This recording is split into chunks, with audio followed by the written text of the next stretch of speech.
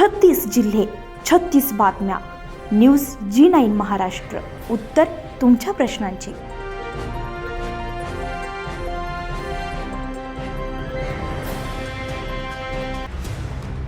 तिवसा तालुक्यातील ग्राम शेंदोळा येथील 30 जानेवारी 2026 रोजी भर दिवसा काही अज्ञात चोरट्यांनी दुपारच्या 1 वाजण्याच्या दरम्यान घराची मुख्य दरवाजाची कुलूप तोडून घरी कोणी नसताना घरातील कपाट फोडून कपाटातील कानातील 4 ग्रॅम 50,000 रुपयांचे सोन्याचे ऐवज चोरून नेले. ही घटना श्री विनोद रामभाऊ निस्ताने वय वर्ष 48, व्यवसाय शेती, राहणार शेदोळा खुर्द हे परिवारासह बाहेरगावी गेले होते. गावावरून परत आल्यानंतर त्यांना 30 जानेवारी 2026 रोजी दुपारी 1 वाजेच्या दरम्यान घरातील मुख्य दरवाजाचं कुलूप फोडलेला घरातील बेडवर पडलेला आढळला. त्यानंतर घरातील कपाटसुद्धा उघडे असलेल्या अवस्थेत दिसून आले. कपाटातील काही वस्तू अस्ताव्यस्त पडलेल्या आढळून आल्या, तर 4 ग्रॅमचे कानातील सोन्याचे दागिने गायब दिसले असता घटनेची माहिती तिवसा पोलीस स्टेशनला तक्रार दाखल करण्यात आली. तक्रारीनुसार तिवसा पोलीस घटनास्थळी पंचनामासाठी दाखल झाले.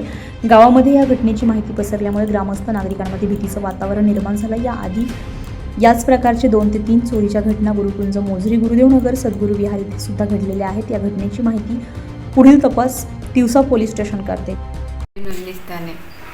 कधी झाली तुमची इथं चोरी? आम्ही गावला गेलो होतो, पण आम्हाला काही माहीत नाही. काल मग किती वाजता आले तुम्ही? आम्ही 1 वाजता आलो. म्हणजे 30 तारखेला? हां. 1 वाजता आल्यानंतर मग घरचं लॉक फुटलं होतं काय? बाहेर कुलूप गेटले, बाहेरचं गेटले कुलूप होतं, हां. हे उघडच होतं. हां मग आम्ही आतमध्ये गेलो होतो, आतमध्ये कपाट उघडच होतं. हां. ड्राप काढला होता. तर मग मी कानातले पाहिले, तर कानातले नव्हतेच त्याच्या. मग मी किती ग्रामचे होते कानातले सोन्याचे 4 दागिने? ग्रॅमचे. 4 ग्रामचे? मग मी सगळं काही पाहिलं, डबा त्याच्यात दिसलेच नाही. तर मग पोलीस स्टेशनमध्ये गेले. सोन्याचे दागिने म्हणजे कानातलेच गेले की फक्त व्यतिरिक्त कानातले. काही गेलं? नाही, फक्त कानातलेच गेले, बाकी काहीच नाही. मग पोलीस स्टेशनला तक्रार केली? पोलीस स्टेशनमध्ये तक्रार केली. पोलीस कर्मचारी पंचनामा करायला आले होते? पंचनामा करणार. Tiwsa police station. हा, तिवसा. न्यूज G9 महाराष्ट्रासाठी नंदकिशोर मते, तिवसा.